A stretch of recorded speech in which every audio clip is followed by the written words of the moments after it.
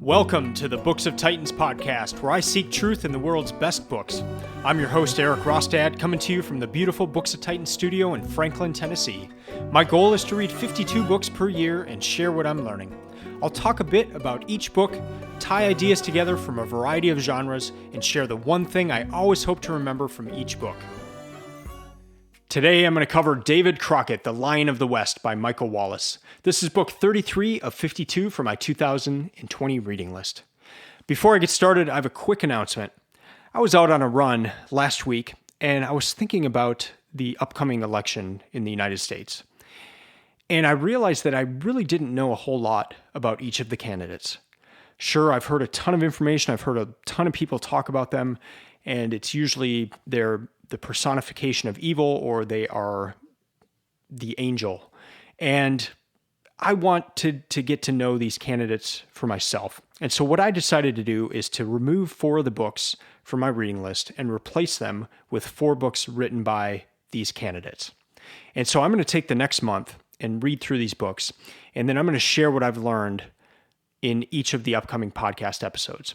So here's the schedule for the rest of the month. Next Friday, I'm going to cover Kamala Harris.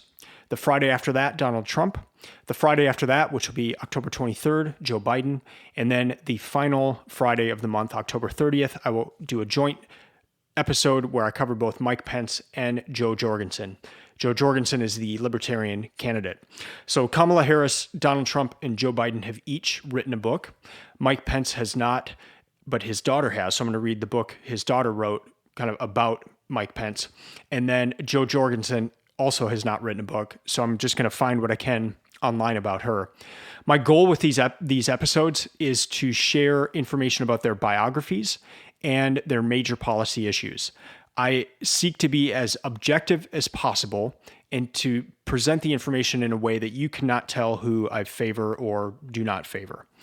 So if you can tell who I favor, then I have failed in my task. But that's what I'm going to be doing the next 4 episodes. And I hope you'll listen along. I hope you'll learn something about the different candidates. And I'm really looking forward to doing it. I've started the book by Kamala Harris, and I will be covering that next week. So let's get back to this book. Davy Crockett. Who was he? Well, to start off, his name was David Crockett. It wasn't Davy. He never went by Davy. No one called him Davy. They called him David Crockett. And that's what he went by his entire life. But there is a Davy Crockett. There's the Davy Crockett, king of the wild frontier. That's what we know him as. And so what happened? How did he go from David to Davy? Well, that's what this book is about in a lot of ways. You have the man, David Crockett, and you have the myth, Davy Crockett. And where does the truth lie? Who was Davy Crockett? Who was David Crockett? Was he more on what we know about him from the myths, or was he more about who we know him as the man? Well, I'm going to go into that in this episode and talk about the different sides there and where can we meet to where we find out who he truly was. Well, let's just start with some of the basics. He was born in East Tennessee, August 17th, 1786, and he died March 6th, 1836, at the Alamo at the age of 49. He was executed at the Alamo. For many years, they thought he had died fighting at the Alamo to protect it, but it seems more likely that during the fighting, he was captured and then was executed. Born in 1786, that put him in the compromise generation. And I looked this up because I was interested in this in the book Generations by William Strauss and Neil Howe. This was one of the most important books I've read for this project. But it identifies a cyclical view of history where there are 4 generation types that just go in order. So you've got 4 and then those repeat. And there's 4 more, and then they repeat. And so you have common types throughout the years. And so being part of the compromise generation, just think of that, 1786. That is after the Revolutionary period. That is after the signing of the Declaration of Independence. And so the generation before Crockett, they were the heroes. They were the people signing the Declaration of Independence and fighting. I mean, 3 years later, 1789, the Revolutionary War, but he would have been too young for that. And so he grew up in the shadow of the greats, of greatness. And you know what else is that same generation type, where again, they're cyclical? They call it the adaptive type. It's the same as the silent generation. And the silent generation was after World War II. And so World War II, these guys had stormed the beach of Normandy. They'd fought in the Pacific. And then the next generation, they're known as the silent generation because the generation before them was just such a go get 'em generation. And so it was neat to contrast those and to think about them in that way. We might be more familiar with the silent generation. And one thing that's always struck me about the silent generation is that no U.S. president has ever come from the silent generation. It's almost as if they were just so used to the World War II generation taking charge that they didn't. And so that's kind of the generation that Davy Crockett is a part of. It's the compromised generation. It's this adaptive type of generation. And so who was David Crockett? Well, he was a frontiersman. He was always moving further west in an attempt to get more land, and also, as we come to find out, to maybe run from his debts. He was an adventurer. He was a soldier. He was a bear hunter. He once killed 105 bears in a 7-month period. He was also a lieutenant colonel in the Tennessee militia, a member of the Tennessee General Assembly, and twice a member of the U.S. House of Representatives. He was really the first celebrity hero. I mean, there would have been some heroes in the Revolutionary War. Obviously George Washington would have been a hero, but that was more on the political side. David Crockett was the first man's man, just kind of the frontiersman, this first celebrity hero. And I think of him kind of as what we would think of as a Chuck Norris. Like, he's just got this larger than life persona, and you just tell fun stories about him knowing that they're not true, but it just adds to the myth. And his popularity was kind of reestablished in the 1950s when Disney started doing this miniseries about him. I remember going to Disney as a kid, and there's a whole frontiers land as part of Disney, and you got the coonskin hats and the big rifle guns that you can't buy anymore at Disney, but they would have the wooden guns as kids. So there's this, you're starting to see this myth come about him. This larger than life character, but he was also the man, David Crockett, and he had a really bad family life. Like, he just left all the time. He had a bunch of kids, but he liked being out. He liked being on the adventure. He liked hunting. He liked getting out, and he really neglected his family. And he would neglect things around the house. He just wouldn't do work around the house that needed done. And so that's more the non-myth side, the non-flattering side of him. And here are a few other things that I learned about him that were really interesting. When he was 12 years old, his father bonded him out to pay off a debt. So his father was always in debt.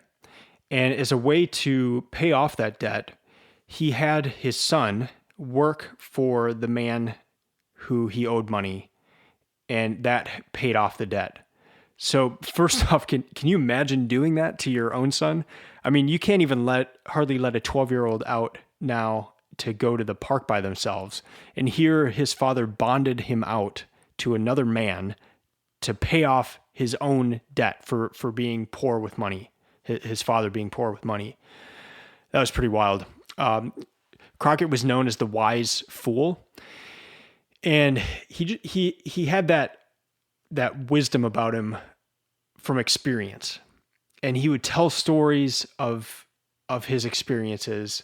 He was a master storyteller, And that would ingratiate himself with almost any audience. He could start telling stories, and they were about him, and maybe they were a little tall stories. Maybe the fish was a little bigger than it actually was, but he just had a way with telling stories. But he also had a lot to base those stories off of with his risk taking and his personal experience, and in a number of near death experiences.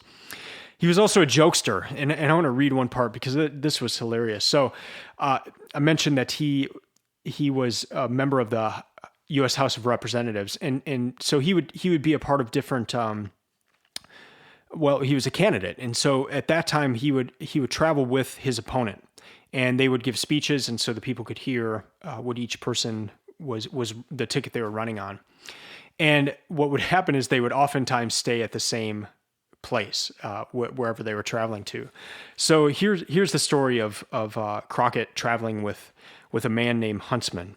And before I get into the story, Huntsman had a peg leg, so he had a wooden leg, and that was his leg had been shot off in a battle with the Indians, and so it kind of led to this symbol of courage for him. But Crockett decided to have some fun with that on one night. So I'm gonna read here. On at least one occasion during the campaign, Crockett found a way to turn his opponent's wooden limb to his own advantage. The incident in question occurred during the heat of the campaign battle when both candidates traveled the circuit together, making stump speeches along the way. Often they stayed under the same roof, as was the case on this evening when they were quartered at the home of a prosperous farmer who happened to have a comely daughter. In the wee hours after everyone was asleep, Crockett crept out of bed, took a wooden chair, and rattled the knob of the door of the young woman's room. She woke up screaming, and Crockett put one foot on the rung of the chair and used it like a crutch to hobble back to his own bed. The farmer mistook the sound for the tapping of Huntsman's wooden leg, and aware of the politician's penchant for beautiful women, burst into his quarters and demanded an explanation. Crockett acted as a peacemaker and intervened. He calmed down the farmer, but not before getting his vote and a promise that he would tell everyone about the lecherous one-legged Huntsman. End quote. So Crockett having some fun there. That was pretty good.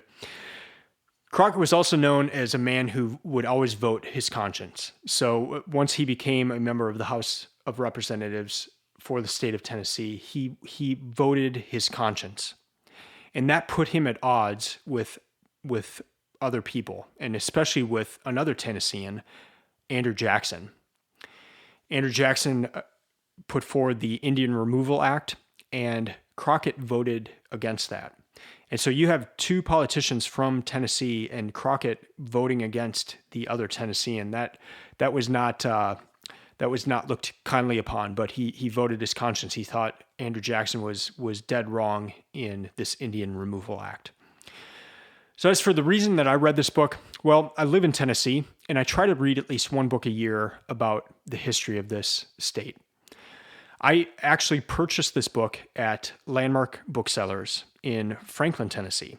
And one of Landmark's claim to fame is that they're in a building that was built in the early 1800s. And David Crockett has been in that building.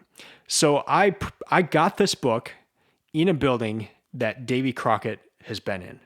So that's pretty cool. As for how long it took to read the book, it took me 8 hours and 20 minutes. That was over a 5-day period. And so there's 61 pages per day. Who is this book for? Well, history books come in a variety of types. You can read kind of the grand sweeping stories of battles. I mean, you could pick up a book about the War of 1812 or the Indian Wars or, just any number of books, kind of a broad history. But you can also read a book about an individual whose life coursed through a lot of these events. And that's what this book is. And it's just a neat way to consider the events because you consider them from an individual's point of view. David Crockett fought at the Alamo. He fought against the Creek Indians. He didn't get much battle time against the British, but he was in the Tennessee militia during the War of 1812 against the British. So he was in all these major points of American history, especially, right after the Revolutionary War. And you get to see this life transpire through all that. And you see this man expanding westward as the United States is expanding westward. So it's a neat book in that sense to follow one individual through all of this. For the rest of this episode, I will have 2 more segments. The next segment will be 3 things that really stuck out to me about David Crockett. And then in the final segment, I'll cover the one thing, the one idea that stuck out to me from this book.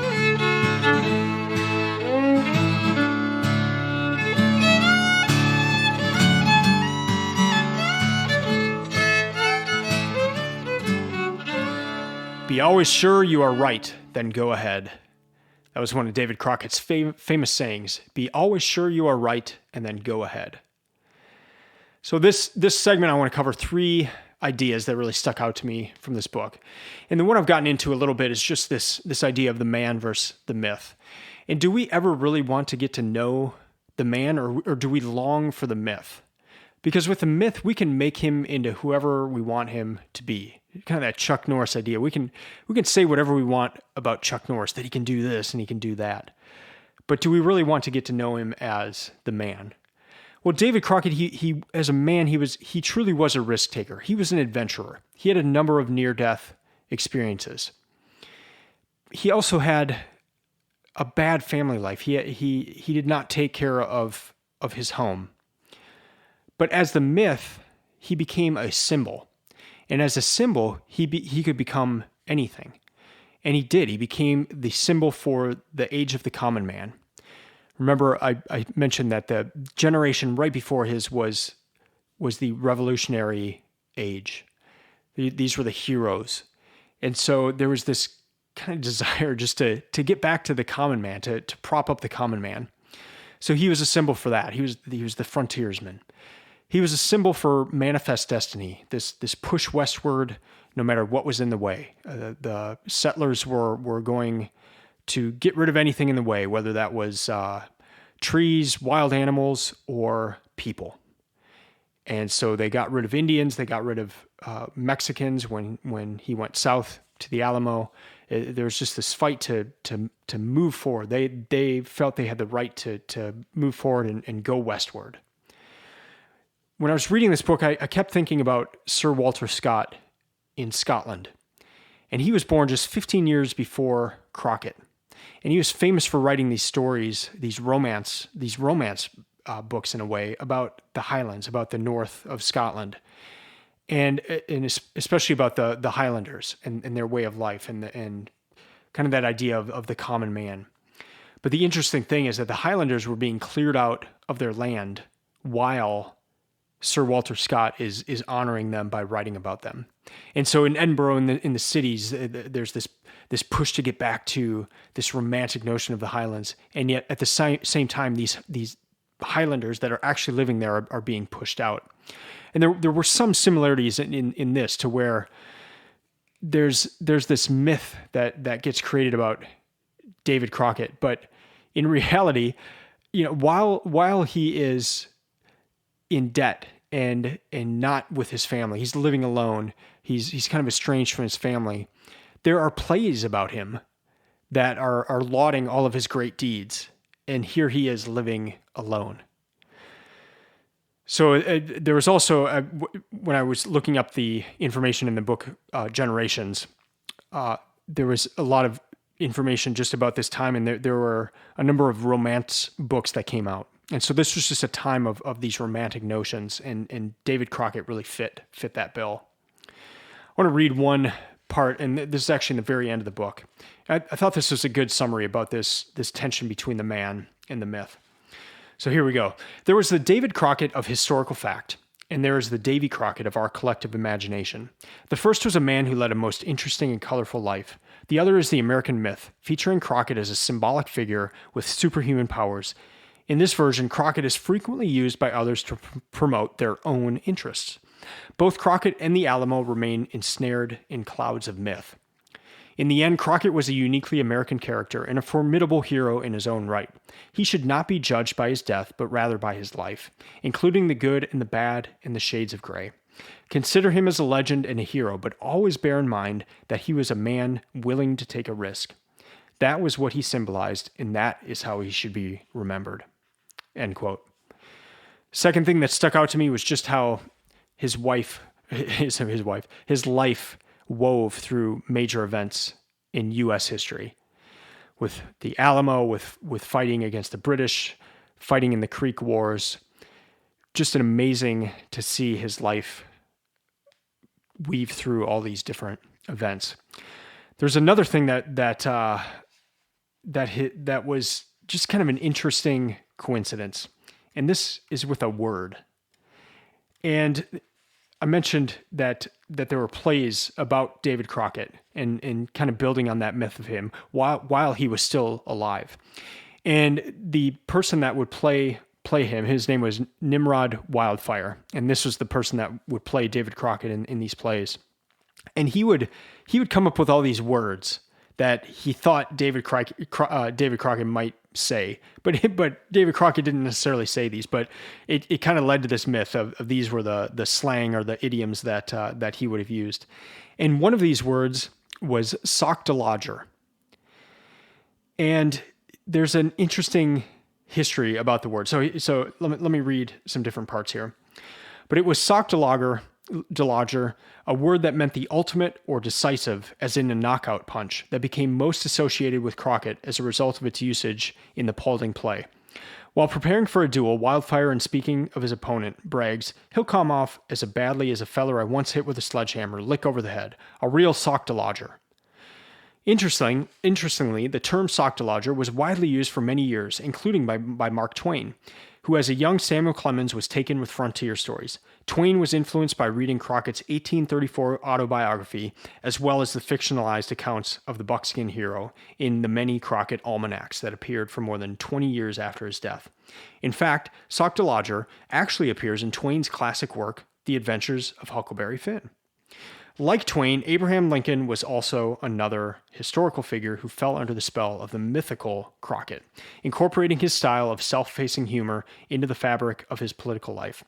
Lincoln admired Crockett, a man like himself who grew up in poverty and became a national icon.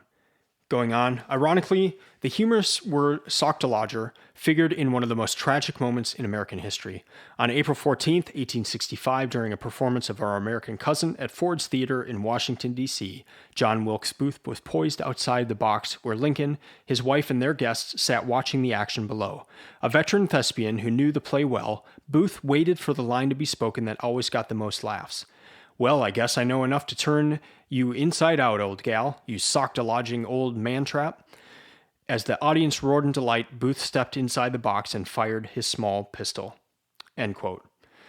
So just interesting there, this word that Crockett probably didn't say, but was attributed to him in this myth about the man, ends up being the point in a play that gets the most laughs, where John Wilkes Booth decides that is the moment that he is going to shoot Abraham Lincoln in the head and assassinate him. It's kind of crazy parts of history. Last thing that stuck out to me was Crockett as the father and as the husband. Crockett's father, as I mentioned, bonded him out because he was in debt. Crockett's father was always in debt. And David Crockett never wanted to be in debt. He wanted to not follow that same path, and yet he always struggled with debt. David Crockett was continually in debt. He would go in and out of it, just make poor decisions, and then other times he just had tremendously bad luck, as in floods kind of wiping out his businesses and that sort of thing. But he became his father in a way. In trying not to become his father, he became his father, especially in this area of debt. And then that just led to him not really taking good care of his family, just overall. So those were the three things that stuck out to me in this book: the man versus the myth, just how his life wove with different parts of U.S. history, and then how he ended up becoming, like his father, what he was trying not to do.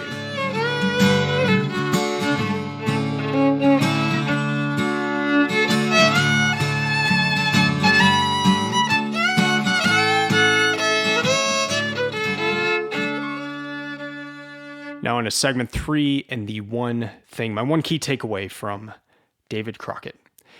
And it's this, it's kind of a side story in the book, but something that happened recently where we got a greater glimpse into David Crockett's life. And that's that a book was found that he owned. And it was Ovid's Metamorphoses. And this is a book that he would carry around with him, and he really enjoyed this book. So I'm going to read different parts of this one section. Another literary work that influenced Crockett was an English translation of Ovid's Metamorphoses, which had been published in 1774 in Ireland.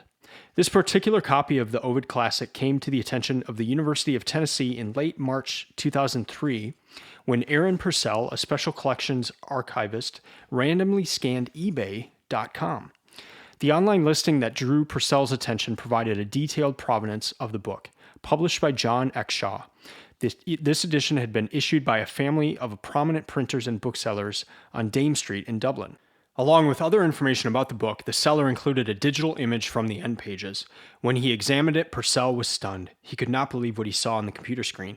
David Crockett's distinctive autograph, scrawled in ink. If, as Purcell thought, the autograph was genuine, he had unearthed an almost too good to be true find, a book that had once belonged to Tennessee's backwoods hero, Davy Crockett. Like many frontiersmen, Crockett was never renowned as a reader, and a book that he owned and signed at the rear as testimony to the fact that he had read it could lend true insight into the man and perhaps into the works that he himself authored or encouraged. The author continues and says this: it provided some additional insight into both the historic and the mythical Crockett. So that was just a really cool thing. I love those kind of stories where just a book, maybe in someone's attic, you come across this book and it's a major find like that. Maybe not a whole lot of books that David Crockett had, and yet here's one that just comes to light and it's being sold on eBay. I just read another book by a local author here, Gregory Wilbur, and it's about Bach.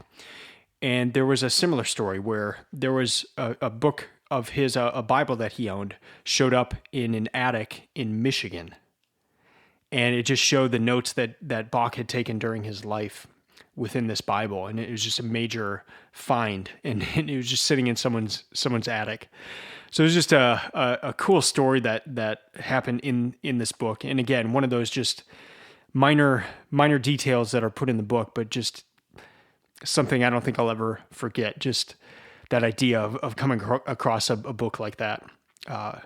Be really cool. So to recap, there's Davy Crockett, the symbol, and there's David Crockett, the man.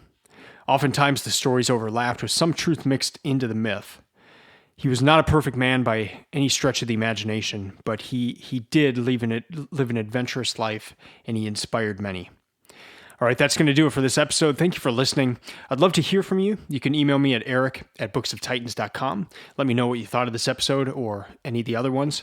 And if you've read this book, I'd love to hear what you thought of David Crockett, or if you know of other books about Crockett that you'd like to share, I'd love to hear that as well. If you'd like to support the podcast, you can do that at booksoftitans.com/support. You can follow Books of Titans on Instagram or Twitter. Also, the website is stocked full of resources to help you find the best books and to create your own reading list. I'll be back next week discussing Kamala Harris's book, and that will be the first of my series of 4 episodes covering the different candidates. Until then, keep reading, keep learning, and keep listening. I'm out.